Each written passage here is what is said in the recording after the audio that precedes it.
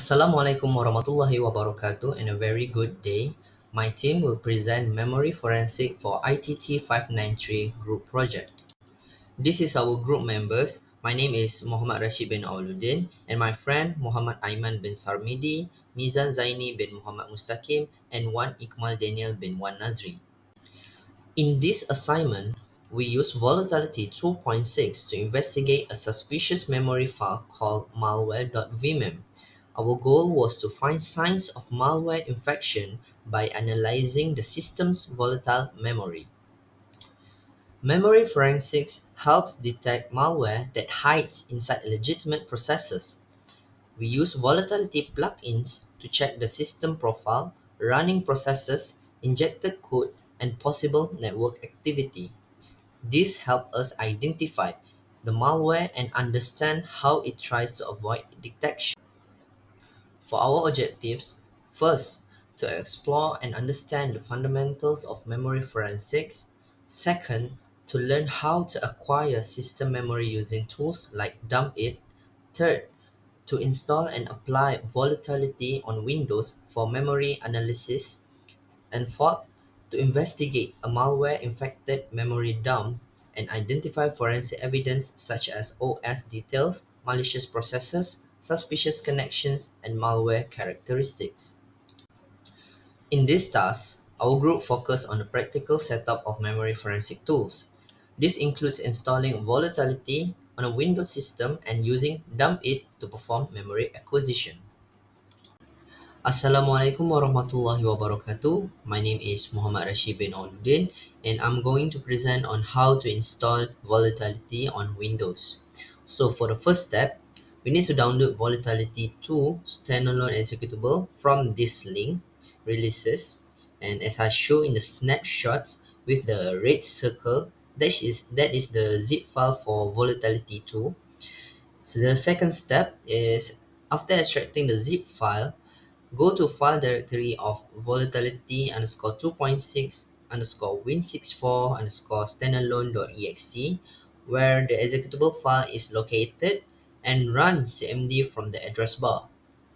Lastly, third step, verify installation by prompting this prompt, the which we don't forget the -h command in cmd.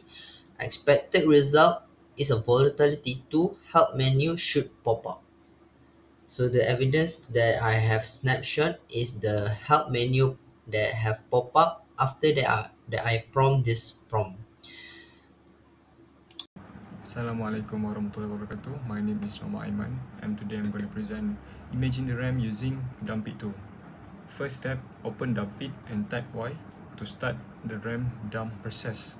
This process takes some time but not too long, and after confirming memory acquisition by entering Y, dumpit will create a file, a raw file on the external D drive. This file contains the full contents of the system RAM at the time of capture and is used in this project for further forensic analysis using volatility. After raw file is created using dumpit, open cmd and type this command in cmd. The cd command was used to navigate to the extracted volatility 3 project folder in order to run the CLI analysis tool via Python. So what it means, you need to type this command to use the volatility. And the last step, type this command with windows.info. The windows.info plugin was used to confirm the memory dump was captured from 64-bit Windows 10 system. In this info, it will provide a critical metadata such as kernel-based, directory table-based DTB, system time, number of processor, and more. Assalamualaikum, my name is Mizan Zaini bin Mustaqim. So for today, I'm going to be explaining about task 3 memory forensics. So in this task, the file malware.vm is required to be analyzed, such as using tools such as volatility. So the main goal includes finding the malware culprit and the operating system information and the other characteristic of the malware.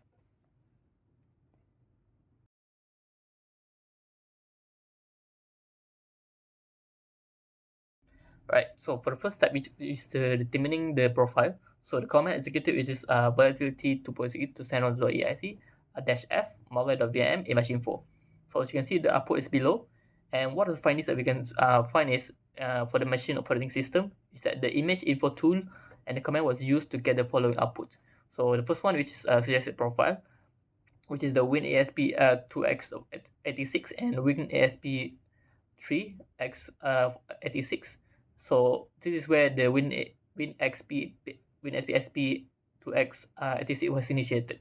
And for the memory architecture, which is IA32 page memory PAE, which is enabled, and there's only one of number processor, and the image type will be service factory, and image timestamp is from 2012 7 and 32, which is on 245 UTC 245 UTC time. So the memory dump comes from a Windows XP, SP2, SP3 32-bit system, and the timestamp suggests that the system was compromised on or before July 22, 2012. The profile version in this is important to determine which plugins work perfectly using this memory dump, and this was identified using the volatility using the volatility image info design plugin, image info plugin, which also determine the most appropriate profile to analyze the image.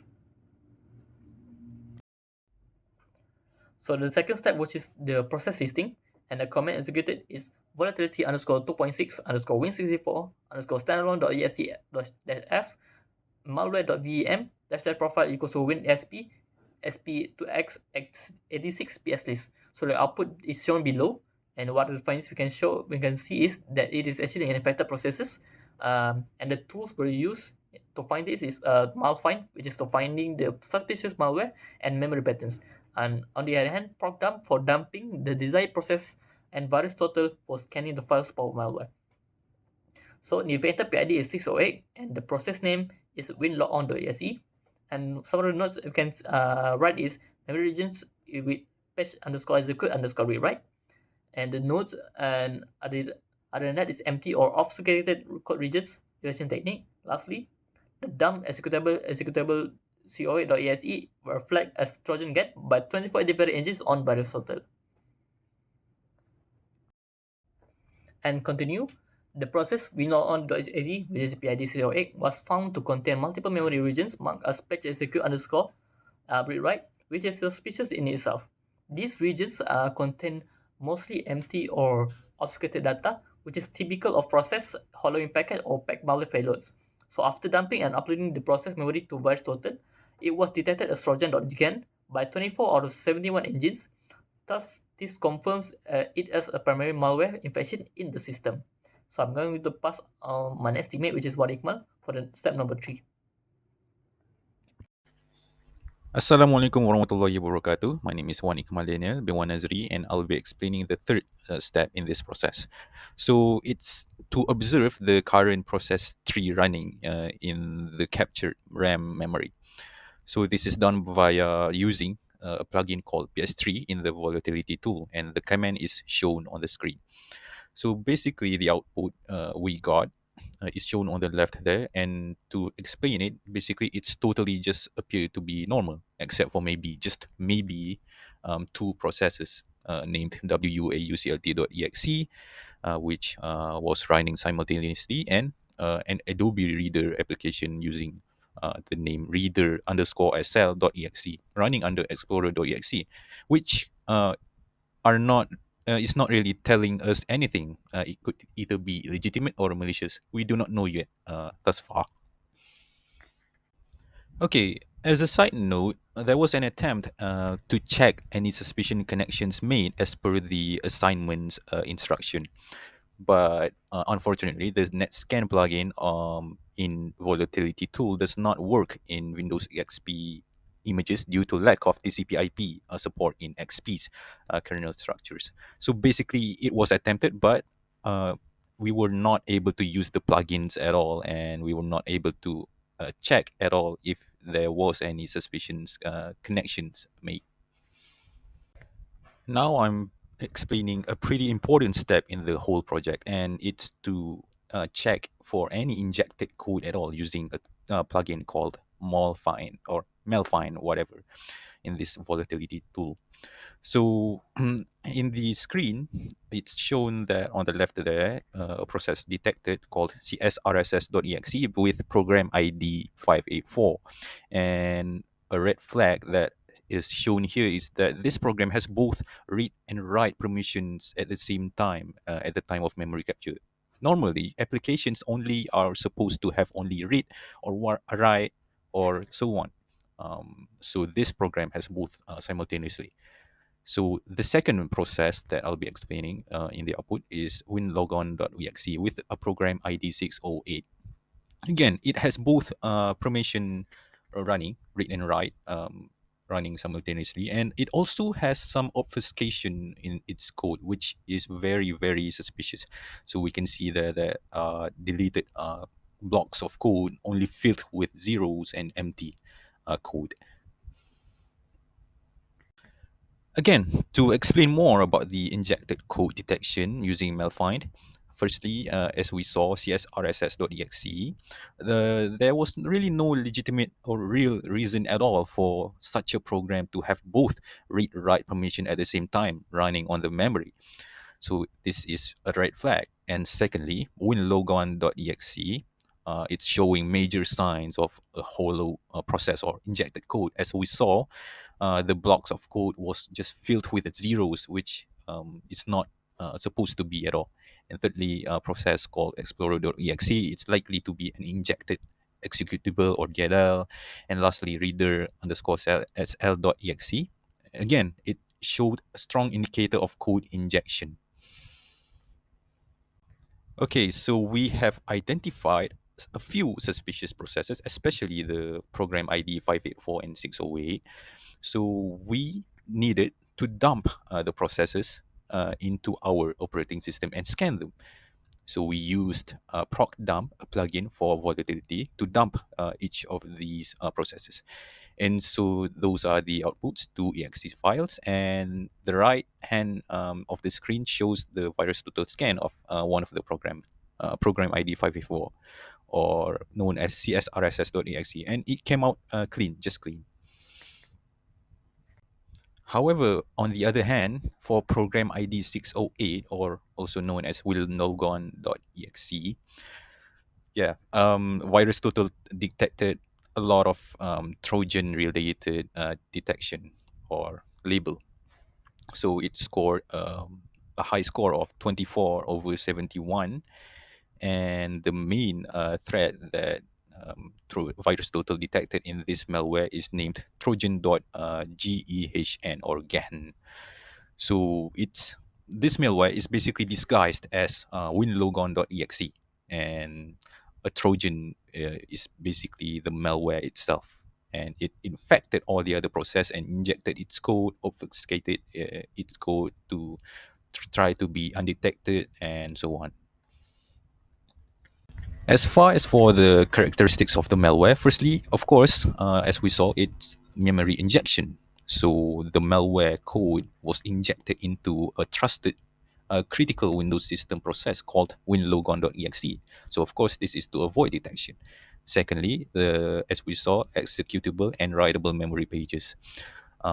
Many of the process were found to have both read and write permissions at the same time. So this is a dangerous combination, allowing the code to run directly from memory.